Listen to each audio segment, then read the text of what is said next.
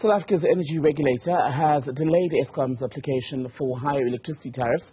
This is the second time the announcement has been delayed. Nersa says it needs more time to consider the application. The power utility wants a standard tariff increase for about 32% for 2023 and then 9% for 2024. Let's talk about this with Mervyn, the Pietermaritzburg Economic Justice and Dignity Group representative, joining us today by phone, I believe, sir. Grateful for your time today. How anxious are you at the thought that we may even see Eskom granted up to 32% in tariff increases for the next year? So we are particularly concerned that Nersa do not grant Eskom such a high increase. If we look back over the last 3 years, we have seen that Eskom on average has been getting an increase of almost 10% per annum. And already now, electricity costs for a household that uses about 350 kilowatts, they will pay about 787 rand on electricity. That alone is about 19% of a national minimum wage. So the affordability crisis is such that households can no longer depend or can no longer afford a greater electricity cost. And how are households getting by when you consider that it's not just electricity prices which have gone up, the cost of food and everything else is already so high, and some of that will likely be impacted by this tariff increase if it is granted by Nersa? Exactly, as you've just said. So if we look at transport has increased about 7% this year. We see electricity has increased by about 10%. Food prices have increased by about 13%. Now, should Nersa grant that increase, or really any kind of increase on the tariff, that will have a corresponding impact on the economy.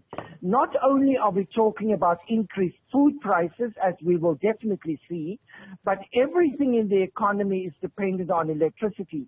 So we're about to see a massive increase in our rate of inflation should that increase be granted. Something interesting that you say there, just not the 32% possible tariff hike that Eskom is seeking, which would be a problem. I mean, for 2024, I think they want about 9%. But at this stage, even 9% is a hill too steep for many people to pay. Well, exactly. And so what we have seen in the last few years is that as Eskom, on average, getting an increase of about 10%, it has meant that less and less consumers are connecting to electricity or paying for electricity. What that means is that every year with these increases, Eskom is losing paying customers. And then the following year, they increase the tariff to make up for the customers that they have lost because of affordability. So we really do need a new kind of business plan to say, how can we make electricity affordable, and how can we ensure that everyone pays for the electricity, and how can government begin to subsidize electricity, because the value of electricity runs right throughout the economy. It really has a major impact on everything. Right. And, you know, Mervyn, I'm listening to you now speak about how tough it is for people economically, financially, I should say. But when Eskom management was speaking about why they wanted this tariff increase, they're saying without it, it's nearly impossible for the utility itself to make ends meet to survive. And there's already such a dire energy situation in South Africa. You wonder what the options are for middle class and poor South Africans who soon will become unable to afford power at all. Well, you know, for the poor in South Africa, we need Eskom. So that's something that we firmly believe. We need Eskom, and we need Eskom to act efficiently, and we need them to have electricity, to generate electricity at an affordable price. That is what we really need in South Africa. So we need to find, the government has to find a formula where that becomes possible. But it cannot be at the expense of affordability for the consumer, because that just drives people away from electricity. So it will drive people away from electricity towards paraffin. It will drive people away towards burning coal or burning wood in their homes for energy. because we need energy for cooking, we need energy for lighting, we need energy for security. And all of these other alternatives carry with them massive health burdens.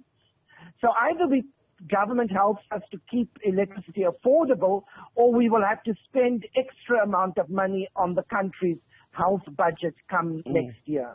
As I understand it, for the poorest people, you can apply to be on an indigent list in your municipality, but what you are talking about now, am I right, Mervyn, to say maybe intervention that is somewhere in between people who aren't necessarily at that level, but also are unable to keep up with the rising cost of living? Exactly. And it's not just the poorest who are getting, free electricity based on the indigent policy, but it is actually the middle class are suffering because of electricity as well, as is the working class, those who are actually working. So like I've said before, if the national minimum wage is 4,000, and currently households are paying 787, already they are spending about almost 20% of the wage coming into the household on electricity. And that's not transport and food and education and all other purposes. The cost of living means that we cannot absorb another Eskom increase. Mervyn Abrahams, good to speak to you with the Pietermaritzburg Economic Justice and Dignity Group. Thank you.